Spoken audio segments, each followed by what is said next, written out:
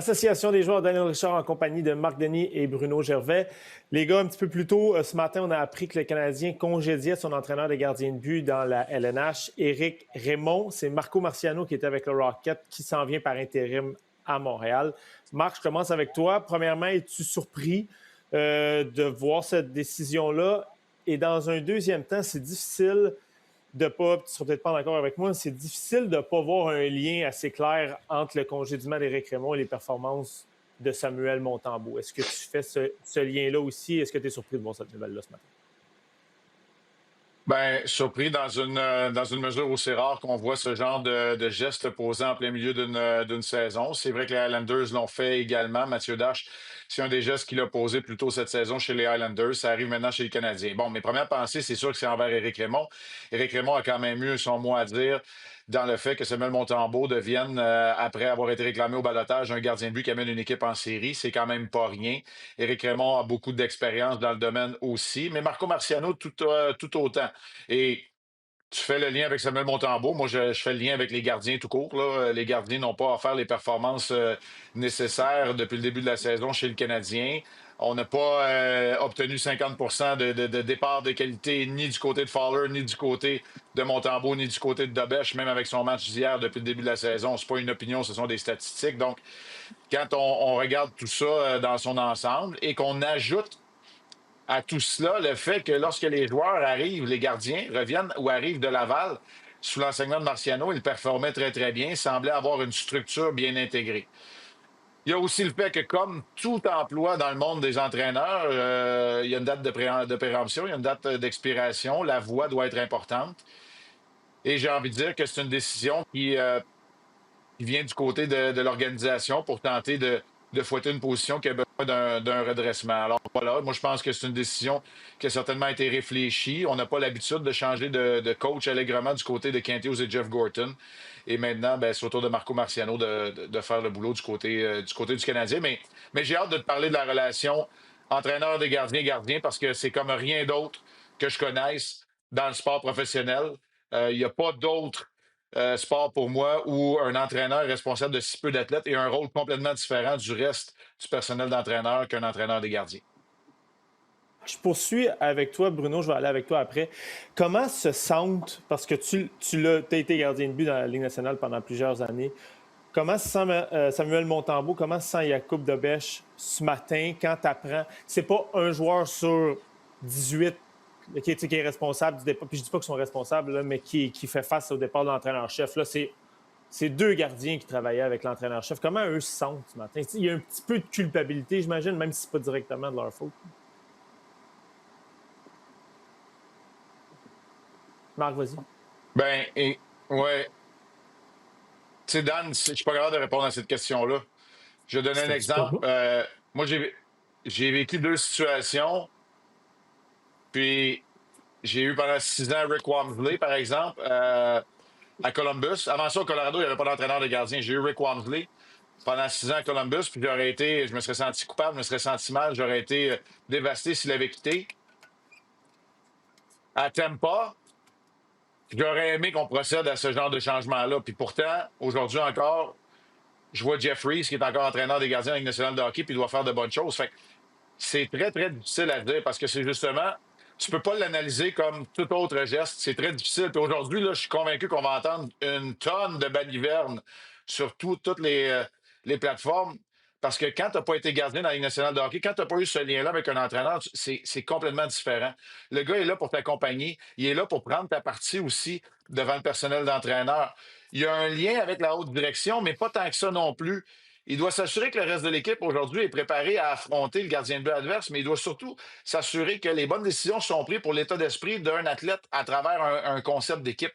C'est vraiment un travail, j'ai envie de dire, c'est un travail de fil de ferriste d'être entraîneur des gardiens pour cet équilibre entre la liaison entre le personnel d'entraîneur et la haute direction, mais des athlètes proprement dit, parce que là, c'est un travail qui est vraiment individuel, qui est différent. Puis combien de fois on a entendu Hey, moi, je suis pas un expert de gardien, moi, je connais pas ça. Ouais. C'est Mais vous qui travaillez. Fait que, tu sais, c'est très, très différent. Fait que moi, je vais te répondre que je ne sais pas comment Dobèche et Montembeault se sentent aujourd'hui.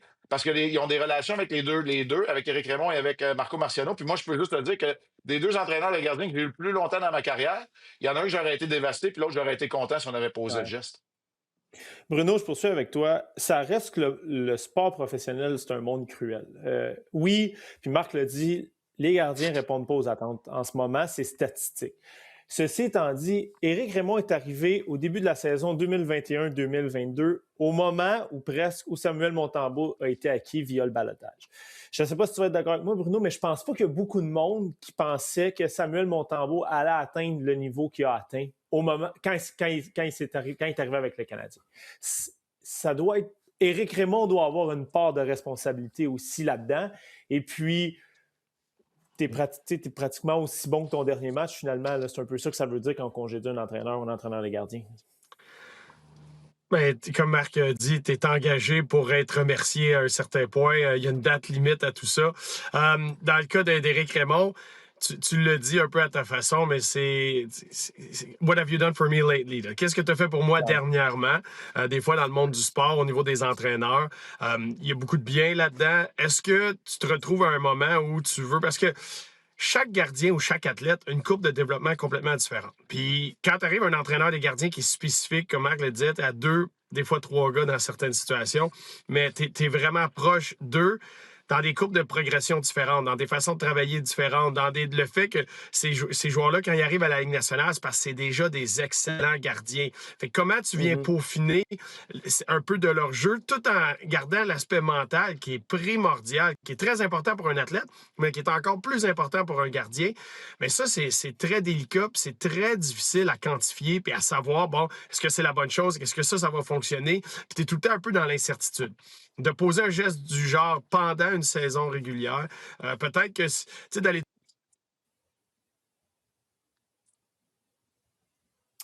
Je pense qu'on a perdu la connexion avec Bruno. Marc, j'ai le goût de poursuivre. Je vais te poser la question suivante. Ah, Bruno, t'es revenu. Je te laisse poursuivre ton point. Oui. Ben, c'est ça, ce que je disais dans le fond, c'est que quand tu arrives dans ce genre de situation-là, puis là, les aptitudes ou les qualités de l'athlète, il l'a prouvé, Montembeault, qui est capable de le faire. Là, il y a un gros aspect mental avec tout ça, avec ce qu'il fait. Est-ce que c'est ce changement-là que tu veux créer? Est-ce que tu vas chercher Marco Marciano, connaît très bien Sam Montembeault, connaît très bien Jacob Dobèche? Est-ce que tu vas chercher une espèce de zone de confort avec eux parce qu'ils le connaissent lui aussi très bien, mais qu'il y a un élément changement? Tu sais, des fois, c'est pas l'entraîneur des gardiens même, c'est plus les circonstances, ou bien l'entraîneur même, c'est les circonstances. C'est de forcer cet aspect-là parce que tu as tellement un élément mental qui est important dans tout ça.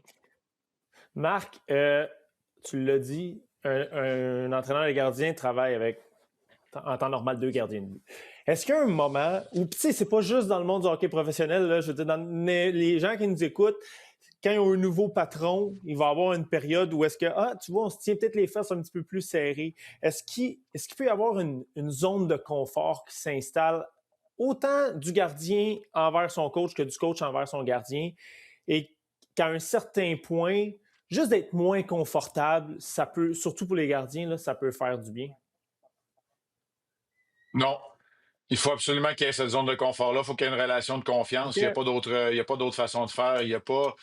Tu sais, il y a pas d'autorité. C'est plate à dire, là, mais un entraîneur des gardiens a très peu d'autorité à l'intérieur même de la hiérarchie d'une équipe. L'entraîneur des gardiens est là pour défendre ses gardiens aussi devant la haute direction. Puis, euh, s'il n'y a pas de zone de confort, il n'y a pas de conversation franche, puis il n'y a pas de vérité qui est dite. Ça prend un entraîneur des gardiens qui accompagne, qui aide, qui donne un coup de main, qui comprend le gardien. Idéalement, et ça va être le défi de Marco Marciano. Là. Je sais qu'il a travaillé, mais aujourd'hui, tout est trop technique. Ça prend quelqu'un qui a passé à travers les hauts et les bas, le côté mental, la préparation, l'approche, le lendemain matin. Tu sais, quand un gars qui a joué des matchs dans la Ligue nationale de hockey, qui en a perdu 100, 200, dit au gars qui a perdu la veille, hey, je n'ai perdu des matchs dans la Ligue nationale de hockey, le lendemain matin, moi, je me suis levé puis j'ai mis mes bottes de travail. Ça résonne assez fort. Il faut qu'il y ait un lien de confiance, mais il faut que ce lien de confiance-là soit assez franc pour que l'entraîneur des gardiens, au lendemain d'une mauvaise performance, puis que le gardien dit ouais, mais c'était pas de ma faute, t'as peu, viens ici, je vais te le montrer que c'est de ta faute. Je vais te montrer ce que tu peux faire de mieux, puis qu'on a du travail, puis qu'on a du pain sur la planche. Il faut qu'il y ait absolument ce lien de confiance-là, mais moi, je le vois pas du tout. En tout cas, c'est voué à un échec en ce qui me concerne quand on pense à une relation patron-employé. Moi, je pense que c'est vraiment encore plus que n'importe quel rôle d'entraîneur, c'est un rôle de collaboration. C'est pour ça que je dis, je ne suis pas capable de mettre le doigt là-dessus.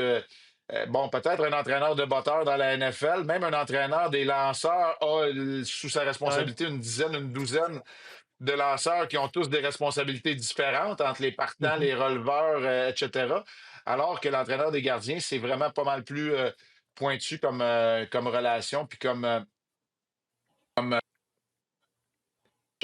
à répartir.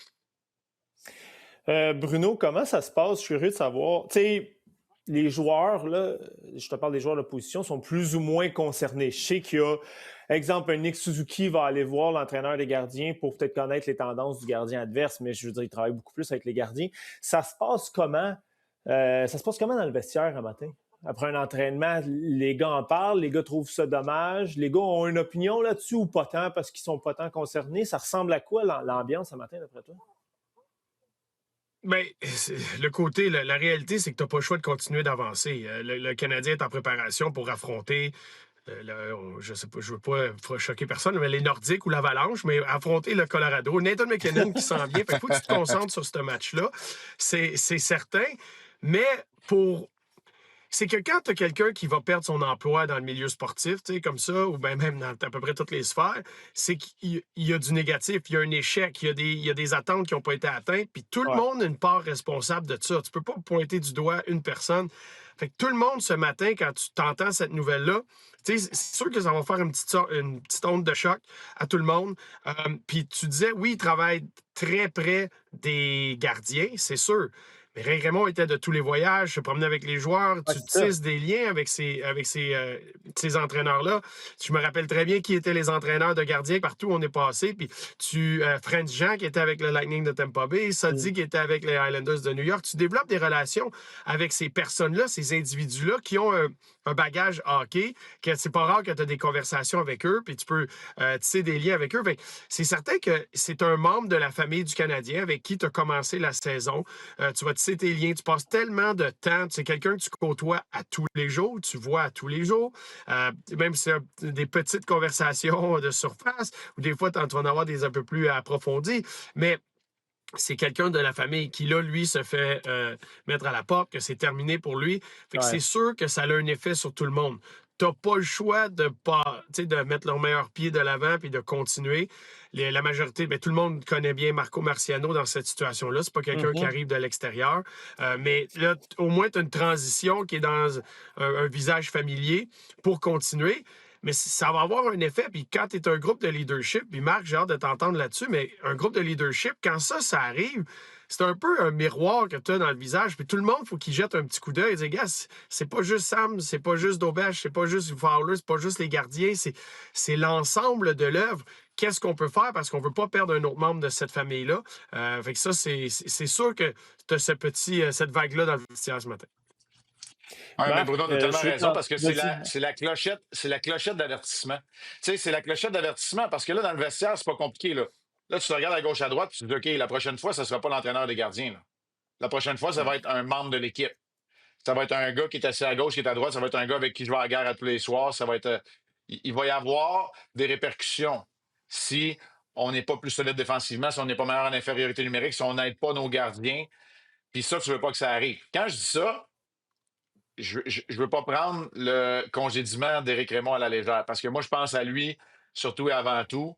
C'est un gars qui compte pas les heures. L'entraîneur des gardiens, là, quand il y a un entraînement optionnel, il est sur la glace. Quand il n'y a pas d'entraînement, il est sur la glace. Quand il y a 3 gardiens, les journées de congé, il est sur la glace aussi. Ouais. L'entraîneur gardien ne compte pas ses heures, là. Il n'y a pas de journée de congé de ce côté-là. Fait que c'est sûr que tu penses à lui. Puis là, je vais le dire là, d'emblée, les conditions des entraîneurs, règle générale, les entraîneurs adjoints viennent de s'améliorer. Les conditions des entraîneurs des gardiens sont bonnes, mais là, ça n'a aucun commun rapport avec ce que les autres membres dans la Ligue nationale de hockey vivent.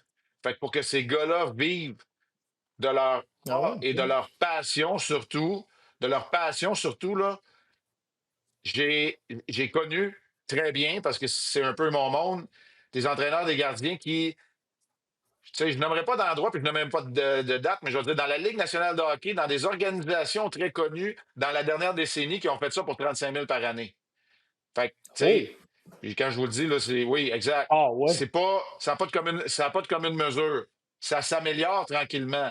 C'est plus le cas aujourd'hui, mais tu sais, immédiatement, moi, je pense à Éric Raymond qui perd son job, puis à tous les Marco Marciano à travers la Ligue nationale de hockey. Puis il y en a plein qui sont des Québécois en passant, là, qui font ça dans les mineurs, Mhm. ailleurs dans la Ligue nationale de hockey, là, puis qui le font pour leur passion. Fait que, tu sais, moi, c'est surtout à eux autres que je pense aujourd'hui quand il y a une nouvelle comme ça. Marc, je termine avec toi une dernière question justement sur Marco Marciano. Je pense qu'il n'y a personne qui est surpris de voir que c'est lui qui arrive avec un poste Mm. intérimaire. Du moins, il est avec l'organisation depuis 2013, dans le temps que l'équipe de la Ligue américaine était à Hamilton. Euh, ça se justifie comment cette décision-là? On veut une continuité dans le message, on veut un gardien Ouais. qui, surtout dans le cas de Jakub Dobeš, travaille avec lui. Jacob Fowler, le gardien d'avenir aussi, a commencé à travailler avec lui cette année. Donc, t'appuies cette décision-là, tu es d'accord avec cette décision-là on congédie un gars, mais on veut quand même une continuité dans le message, ou en tout cas un gars qu'on connaissait déjà avant. Oui, absolument. Puis ça lui donne 25 matchs après le tournoi olympique, 4 matchs avant la pause. Ça lui donne une trentaine de matchs et quelques mois pour se prouver puis retirer l'étiquette intérimaire. Mais j'ai hâte d'entendre Bruno là-dessus parce que je vais le relancer. Tu sais, oui, il y a de la continuité, mais il y a une feuille de route. Tu sais, c'est promené de Hamilton à Saint John's à Laval avec l'organisation depuis une vingtaine d'années. C'est un fier soldat, est entraîneur vidéo et entraîneur des gardiens. Et comme Ouais. tu l'as dit, a très bien travaillé et avec Fowler, a démontré qu'il était capable de travailler de bonne façon avec Montembeault et avec Dobeš également. Alors pour moi, oui, absolument d'accord avec ça. C'est un gars qui a effectivement passé à travers toutes les étapes. À défaut d'avoir l'expérience de joueur et de gardien dans la Ligue nationale, ben, et l'expérience d'en avoir entraîné plusieurs. Puis toi, Bruno, tu l'as vu travailler un peu plus étroitement avec le Rocket de Laval. Comment c'est la collaboration de Marco Marciano et ses athlètes? Là, on a déjà vu les premières images là, ce matin de lui qui travaille à Brossard avec Monty et avec Dobèche. Ah ben j'ai hâte de On va avoir la l'entendre, je te le réponse. dis. Ouais, c'est un trou noir. Mais j'ai Ouais. hâte de Ah, l'entendre quand même là-dessus. Là. Vas-y, Bruno. Moi, Marc, là-dessus, puis je t'ai très bien entendu, Marc. J'ai juste dû prendre une petite pause, me ressourcer, penser à ma réponse et la Ouais, voilà. j'aime ça. Marco, Marco Marciano, il a fait de l'excellent travail on peut remonter jusqu'à un Charlie Lindgren. Mais moi, ce qui me frappe, c'est à, à quoi ressemblait Jacob Dobeš quand il est arrivé à Laval versus de Jacob Dobeš qui s'est retrouvé en Floride pour son premier match dans la Ligue Hum. nationale. La courbe de progression, elle était exceptionnelle. Puis oui, l'athlète a beaucoup à dire là-dedans, puis tout le monde a leur courbe de progression bien différente, bien distincte. Mais tu sais, Marco Marciano, l'approche qu'il a avec eux, les relations qu'il est capable de bâtir, le côté humain, les gars l'apprécient, tu sais, de ce que tu entends, ce que tu vois. C'en est un super travaillant, puis c'en est un qui laisse beaucoup l'athlète être lui-même, mais qui lui permet d'avoir certains guides à travers tout ça. Il connaît bien les joueurs, ces deux joueurs-là. Fait que, il va arriver, puis il n'arrive pas en voulant avec les grands sabots, puis tout vouloir défaire, puis tout Ouais. vouloir mettre à son image.